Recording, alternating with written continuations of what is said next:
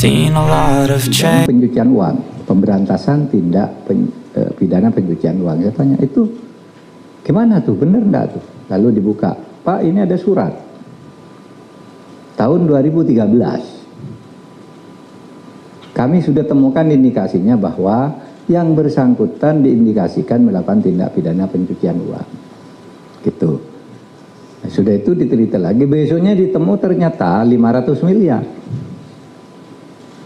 Nah, saudara, yang mungkin korupsinya itu sendiri sedikit. Ya, mungkin 10 miliar atau berapa gitu. Tetapi pencucian uang yang banyak. Kalau dia menerima uang misalnya korupsi 10 miliar karena gratifikasi, kan itu lalu kalau di dalam ilmu intelijen keuangan itu adalah di belakang dia anaknya punya rekening berapa, punya perusahaan berapa, uangnya dari mana, istrinya kekayaannya apa, kok sampai punya 6 perusahaan dan macam-macam gitu. Nah, itu yang di dalam undang-undang kita supaya dikonstruksi dalam hukum tindak pidana pencucian uang. Sehingga kalau disimpulkan di Kementerian Keuangan itu memang benar ada masalah-masalah ini, tetapi tidak semuanya benar. Malah benarnya kalau dikaitkan dengan korupsi, itu yang dilakukan oleh Kementerian Keuangan itu sudah berhasil mengembalikan 7,08 triliun dari korupsi, dari kasus-kasus itu. Yang lain ada yang masih berjalan, ada yang sudah divonis oleh pengadilan, ada yang ya masih berproses, ada yang belum terlaporkan dan sebagainya. Nah, itu yang diumumkan ke publik oleh Menko Polhukam. Tetapi ingat, Menko Polhukam tidak pernah menyebut nama orang dan angka untuk setiap rekening.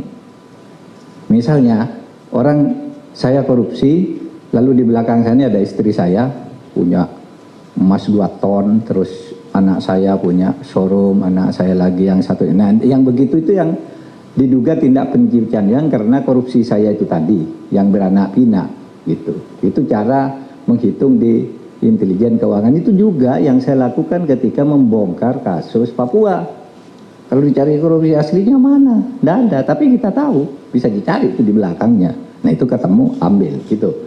Nah, saudara sekalian, oleh sebab itu saya tadi sudah mendapat penjelasan dari Bapak Suhasil Nazara, Wakil Menteri Keuangan, Bapak Irjen, Bapak Sekjen Pak Heru, Bapak Irjen Pak Iwan, Pak Awan, dan saya didampingi oleh Pak Sugeng Deputi 3. Nah, saudara sekalian, kenapa kami mempersoalkan itu? Karena ada Inpres nomor 2 tahun 2017.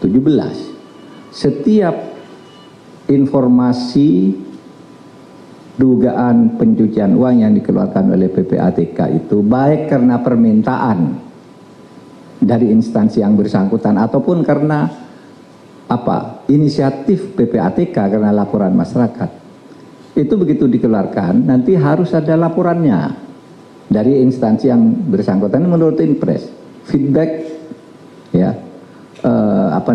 reportnya itu apa gitu. Nah, itu tadi, lalu bermacam-macam, ada yang belum, ada yang sudah, dan seterusnya. Jadi tidak benar kalau kemudian isu berkembang di Kementerian Keuangan ada korupsi 300 triliun. Bukan korupsi, pencucian uang. Pencucian uang itu lebih besar dari korupsi, tapi tidak ngambil uang negara. Apalagi dia ngambil uang pajak, itu enggak. Bukan itu. Mungkin ngambil uang pajaknya sedikit, nanti akan diselidiki. Karena misalnya kami mengambil sampling 7 kasus dari 197 kasus yang dilaporkan itu. 7 kasus itu tindak pidana pencucian uangnya sudah dihitung 60 triliun ya Pak Sugeng. Sudah 60 triliun dari 7 kasus tindak pidana pencucian uangnya. Dan selama ini kita tidak pernah mengkonstruksi kasus pencucian uang itu, padahal kita punya undang-undang. Hanya ada 1, 2, 3 lah ya orang dihukum karena pencucian uang, padahal itu jauh lebih besar dari korupsi. Korupsi itu terkait dengan anggaran negara yang dicuri. Oleh Kementerian Keuangan sudah berhasil dikembalikan 7 triliun. Nah, yang pencucian uangnya yang 300-an ini akan kita tindak lanjuti. Oleh sebab itu, nanti saya tadi berpikir, saudara, kalau misalnya ada permintaan ke kementerian untuk diselidiki tindak pencucian uang, kan terus saya harus kasihkan ke aparat penegak hukum, KPK atau kejaksaan atau polisi. Nah, saya berpikir nanti masa undang siapa yang mempegang ini, kalau dalam sebulan tidak ada perkembangan saya ambil, saya pindah, karena saling ngambil sendiri nggak bisa. Gitu. Begitu masuk ke satu, lalu diolah sendiri, dinikmati sendiri, tidak jalan, tidak boleh pindah ke aparat lain.